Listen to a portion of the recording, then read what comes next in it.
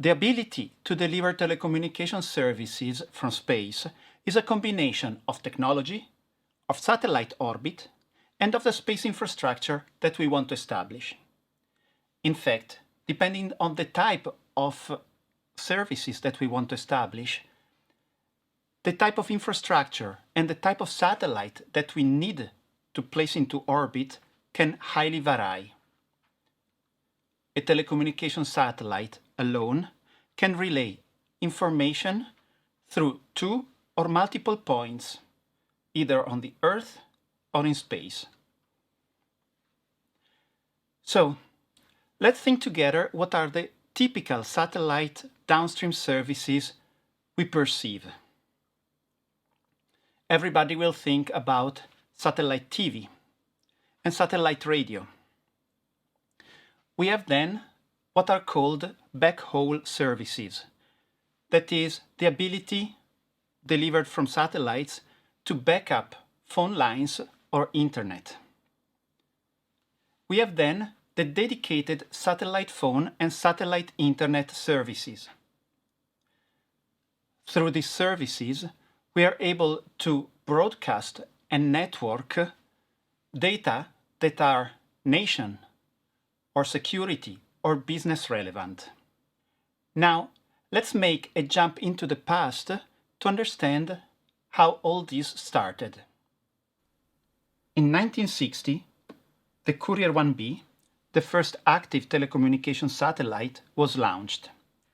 It had merely demonstrative purposes. It was orbiting the Earth in what is called a low Earth orbit, completing a round trip of the Earth every 90 minutes approximately. But already in 1962, the Telstar 1, the first telecast satellite for commercial purposes, was launched. The Telstar 1 had the purpose of establishing phone connections between different continents.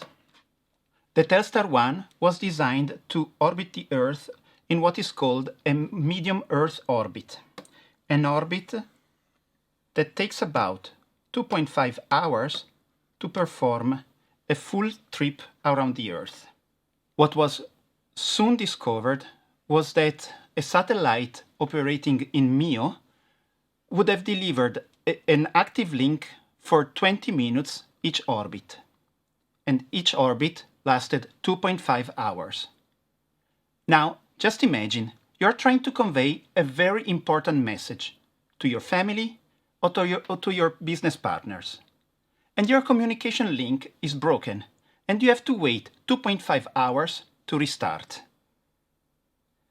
It was then understood that, depending on the type of orbit and the type of services that we are looking at, different type of infrastructure would have had to be established.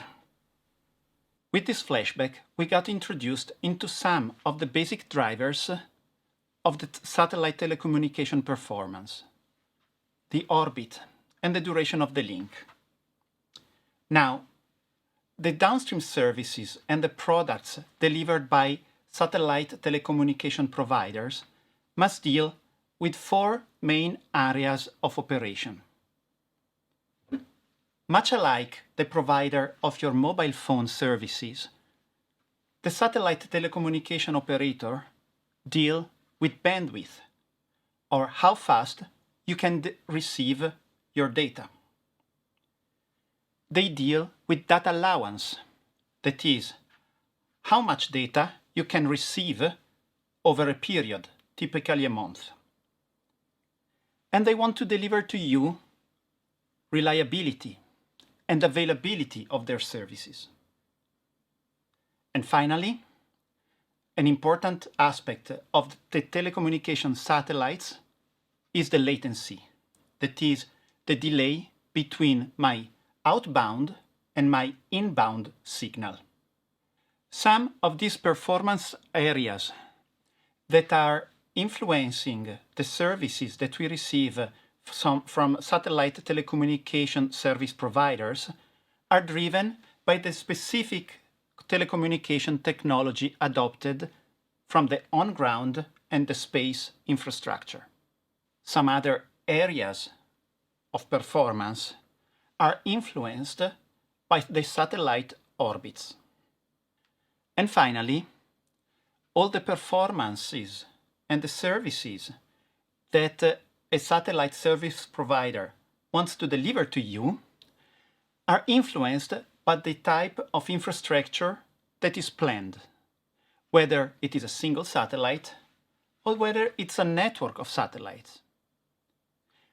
Now, to understand these concepts, let's explore together two of the main business models of the satellite telecommunications: the satellite TV and the satellite phone. Satellite TV is possibly the first commercial application of Satcom really reaching out the wide public, namely your grandparents. In fact, already in 1963, the first geostationary satellite was deployed to broadcast the Tokyo Olympiads from Japan to US. In the satellite TV business model, the TV provider delivers its signal to the satellite ground station. The TV signals of multiple TV providers are encoded and transmitted to a satellite in the orbit. The TV signals are then broadcasted back onto the Earth to the satellite dish that you might see on the building in your neighborhood. Now, the real specificity of the satellite TV business model is that it is a monodirectional communication from the TV provider to a ground station to the satellite to a TV receiver. So, when we sit in our living room and we switch the channel on our satellite TV receiver, what we effectively do is that we chase a different frequency in the received spectrum, but we do not interact actively with the satellite. We just chase for a specific signal. Secondly, when we look at satellite TV, we are interested in enjoying our favorite show. But my question is, do we really care if we receive the broadcast instantaneously, immediately? Well, unless you're looking at the world final event of your favorite sport and your team is leading and winning, in general, we do not perceive as relevant for us whether the broadcast is a few seconds or even minutes delayed. Therefore, TV broadcast satellites find their ideal position in what is called a geostationary orbit. This orbit stands at about 36,000 kilometers from ground. The unique characteristic of this orbit is that it's synchronized with the Earth's rotation. This means that the satellite is apparently static with our position, and we will see the satellite in a fixed position across our day. By choosing this orbit, the satellites have the ideal coverage of the Earth, both in terms of visible area and in terms of transmission quality. In this representation, we see how few satellites are effectively able to cover large portion of the Earth's surface. The antennas, both transmitting and receiving, can be substantially static, as they are looking to a target that is fixed with respect to the observer. As mentioned, the satellite TV is possibly the first commercial business model to have appeared onto the space market. And the business approach is relatively simple. Now, to understand the business model of satellite TV, we will not leverage on the traditional business model canvases, but rather on a very simplistic relational schematic.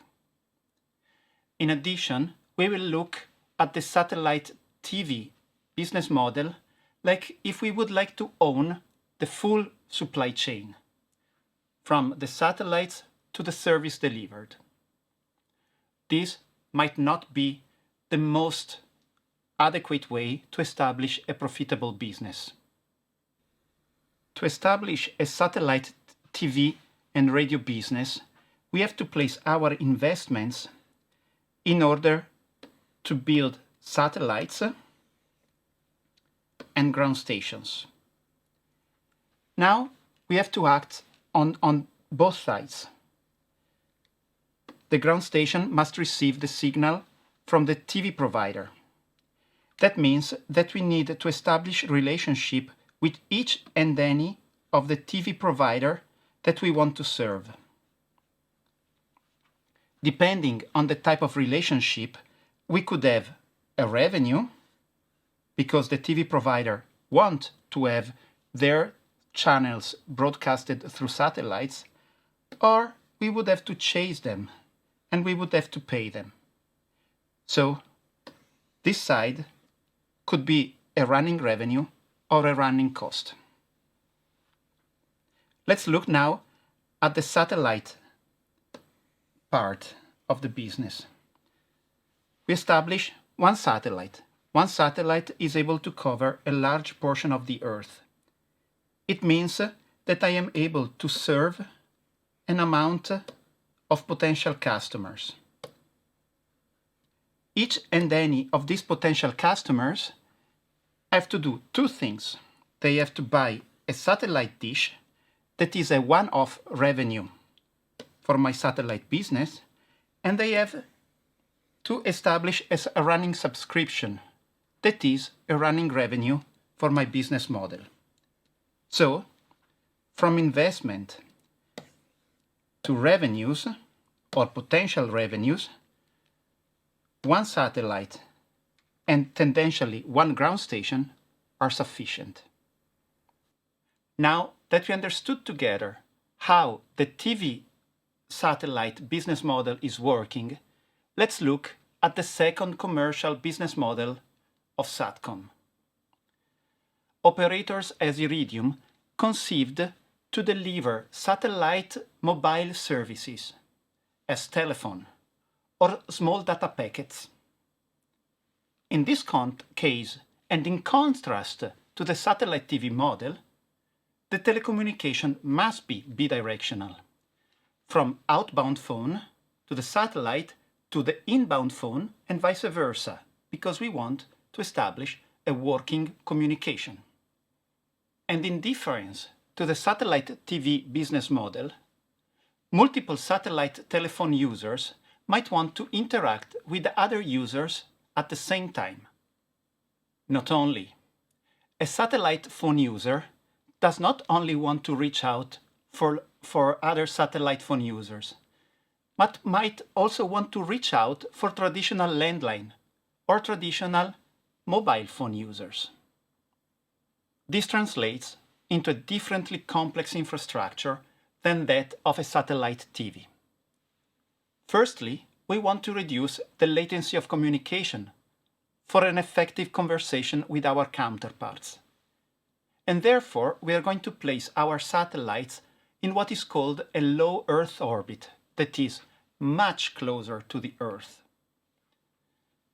But a LEO satellite might help reducing the latency of the communication from the ground to the space and back to the ground. But its orbit is dynamic with respect to a ground observer. In fact, a LEO satellite performs a full orbit around the Earth in about 90 to 100 minutes.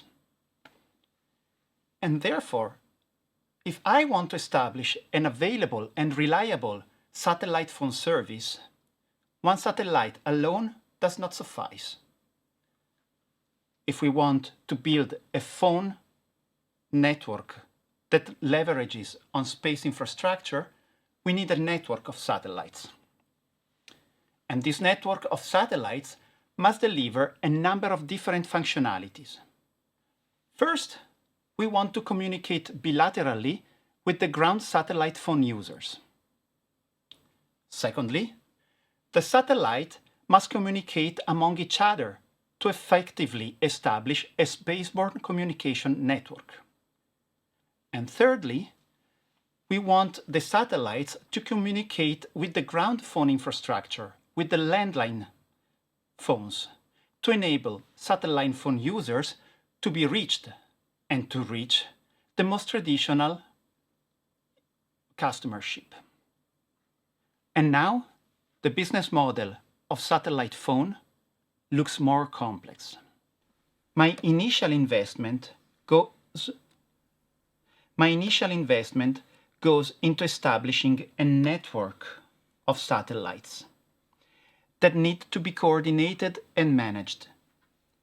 In the case of Iridium, the first case of satellite phones, 95 satellites needed to be established in order to shape the first fully working constellation.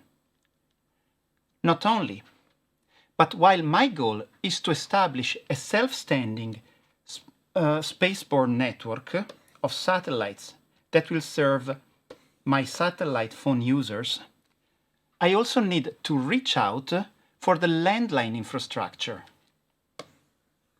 I need to establish agreements with landline phone service providers. And I must do it by establishing a number of ground stations and to adapt the ground segment according to the interfaces that the landline providers will provide me. So, while I seek for service testers of my satellite phone services, I can only advertise my services to the user base only once I am able to convince them that I have a functional network, a functional infrastructure that is able to communicate from satellite phone user to satellite phone user and from satellite phone user to landline users. Therefore, my challenge is not only at establishing revenues from the sales of phones and from subscriptions. My challenge is at trying to establish a customer base that is successful, that is able to cross the chasm between the tech-driven enthusiasts, the early adopters, the testers, and what is the mainstream market, the consumers.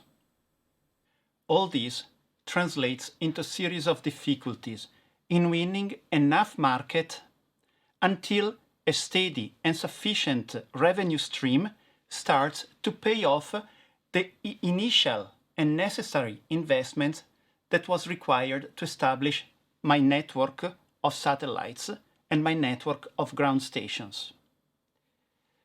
The history of the last 20 years of satellite telecommunication has seen a number of filing for bankruptcies, in particular from satellite operators that aspire to establish low latency network infrastructure for bidirectional communication.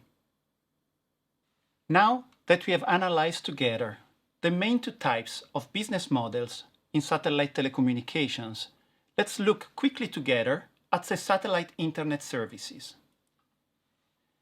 The model has mixed elements of the television satellite and the phone satellites. The satellite internet and network capabilities are nowadays deployed on a number of ground-based civil and commercial assets, for example, aircrafts, ships, and deliver connectivity to remote locations or rural areas. Depending on our use, we might want to require a slow or a fast connection, and we might want to require a large or a small data allowance. With respect to ideal satellite phone performances for effective phone communication, we are possibly willing to sacrifice something on the latency. In this case, a single satellite in geostationary orbit can serve a large area of the Earth and will be able to adapt to a number of services delivered. Many satellite operators are deploying what are called fixed satellite services, high-throughput satellite services, and mobile satellite services. Much similar needs are required by military and defense applications, with the addition of the due security and confidentiality aspects. In this case, our simplistic business model representation looks quite similar to that of satellite TV. Eventually, with the further simplification that instead of requiring multiple agreements with TV providers, it might be sufficient to install an agreement with a single internet service provider. The previous example was looking at how a single satellite in geostationary orbit is able to deliver internet services for a number of ground-based applications. The approach that instead Starlink, OneWeb, or O3b are taking is instead recalling much more the approach of the satellite phones, in particular for the type of infrastructure established. In fact, Starlink, OneWeb, or O3b aim at delivering an available and an effective satellite internet service with reduced latency. And to do so, they establish a network of satellites that are communicating with ground, with the users, and among each other. In this case, in the case of constellation-based internet services, the representation of the business model is looking much more alike that of satellite phones. Eventually, again, the simplification is that we will have to deal with a single internet service provider. Also, possibly, the amount of ground station could be simplified, depending on the type of network that we establish.